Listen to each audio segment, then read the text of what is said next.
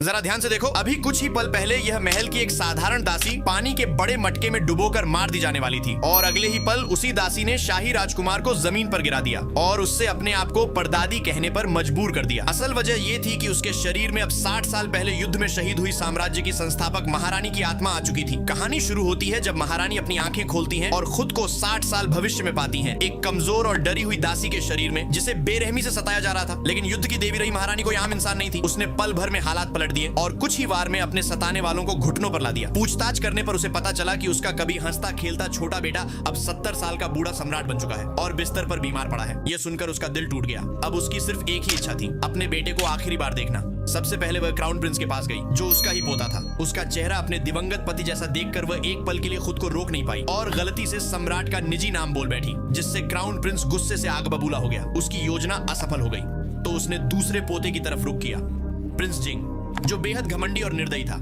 उस वक्त प्रिंस जिंग एक दासी को तीरंदाजी के निशाने की तरह इस्तेमाल कर रहा था। यह देखकर महारानी का खून खौल उठा। उसने तुरंत तीर चलाकर उसका निशाना बिगाड़ दिया और दासी की जान बचा ली।